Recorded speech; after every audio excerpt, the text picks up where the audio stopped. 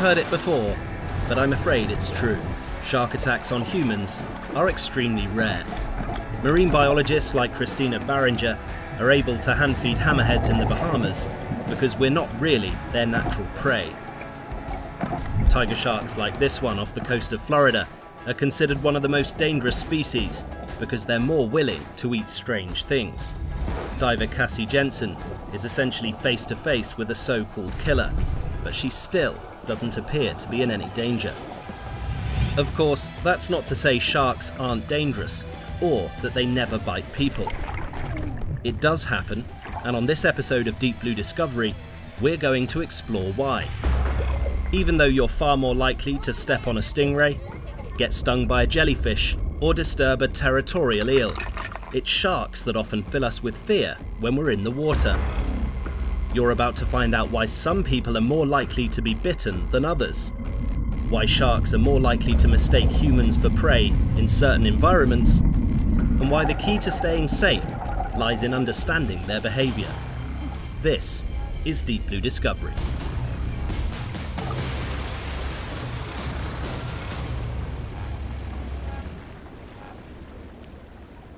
In the summer, sharks are more likely to be found in coastal waters. With the abundance of baitfish, the warm shallows often serve as a nursery or easy feeding ground.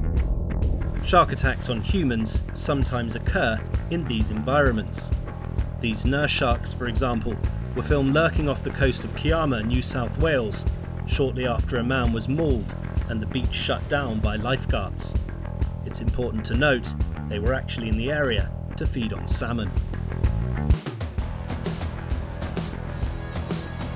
Sharks usually bite people because they've mistaken them for their natural prey. If the conditions are right, they'll often realise we aren't food, as was the case for this lucky surfer off north of Oka Beach.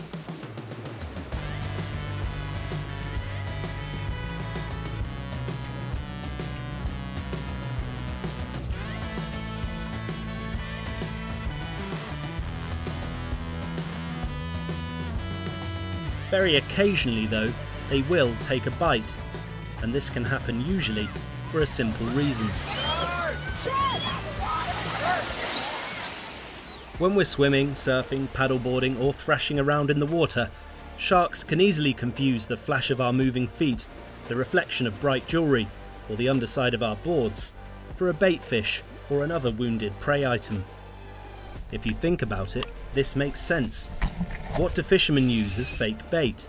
Flashy, flickering objects designed to replicate a wounded fish as it's dragged through the sea. Mistaken identity is the reason coastal attacks are more likely at dawn or dusk, or in murky water, when visibility is severely reduced. You're watching a rescue operation after a Tasmanian holidaymaker was bitten off the Whitsunday Islands in Queensland, Australia in 2018.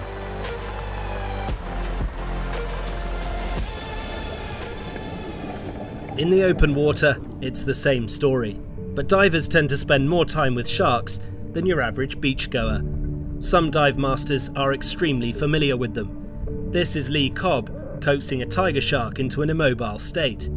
It's a big beast, but Lee seems to be in very little danger.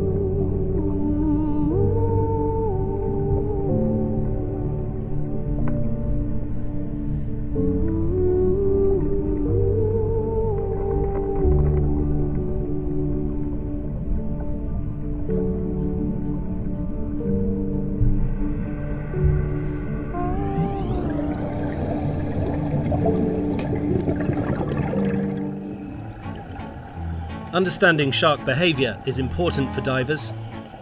Not turning your back on tigers, for example, should be an easy rule to remember. In this instance of Tiger Beach in the Bahamas, if the other diver didn't step in, the consequences could have been serious. Sometimes sharks simply bump into people. Michael Dorneas, the unlucky snorkeler on this occasion, the shark species, a lemon. This is a particular problem for great whites. These guys are huge, and if they decide to go for a certain prey or bait, It's not as if they can just put on the brakes if something gets in their way. This brave diver off the coast of Guadeloupe Island is happy to cautiously free the shark because he knows it wasn't trying to slaughter him. It was going for the bait, made up of something the shark naturally eats. That said, great whites are great whites, and if one of these things mistakes you for prey, you could be in big trouble.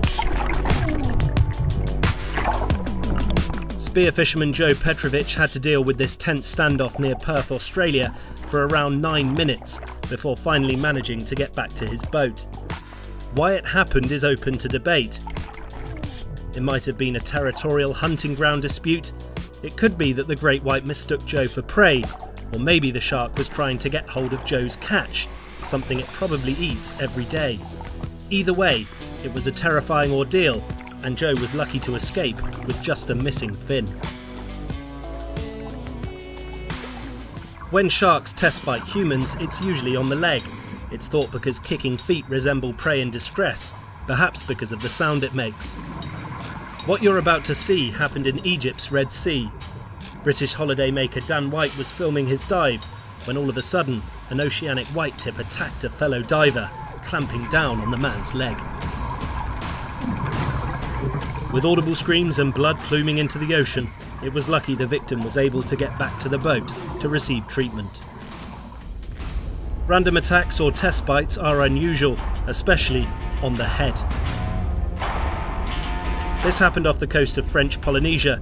A silvertip lifting the mask off a diver's head is not something you see every day. Fortunately, the shark didn't consider the man food, and he was uninjured.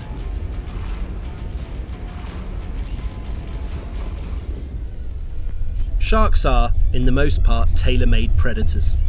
Some have ravenous appetites, some appear to be more picky. They are built to hunt, and there isn't much, save for humans, that hunts them back. However, sharks are not particularly dangerous to people. Despite certain portrayals of them, they're not irrational monsters, and the latest science suggests they know how to exhibit self-control during feeding. There appears to be some kind of hierarchy when it comes to eating order, so they aren't the savages we might have once thought. Humans don't tend to be on the menu, but there are between around 60 and 80 shark attacks globally each year. A few of them are unprovoked, so there are some things you can do to minimise the risk when you're swimming in shark territories. Don't swim near fishermen or where bait might be in the water. Don't wear jewellery such as ankle bracelets. Don't swim at sunset, sundown or in murky water. And always swim in groups, as sharks are unlikely to approach large numbers of people, whereas a lone individual splashing around might represent stricken prey. It's also a good idea to avoid areas where there are schools of bait fish, as they're likely to attract a hungry shark at some point, and you could end up on the receiving end of a toothy mistake. Ultimately, there is a chance you'll come into contact with a shark, especially in certain parts of the world in the summer. But the chance of being bitten, when taken in the context of everything else that could happen to you in the water, is very, very low. We hope you enjoyed this episode of Deep Blue Discovery. If you haven't subscribed yet, please hit that subscribe button. We'll continue bringing you the best sea life footage we can find every single week.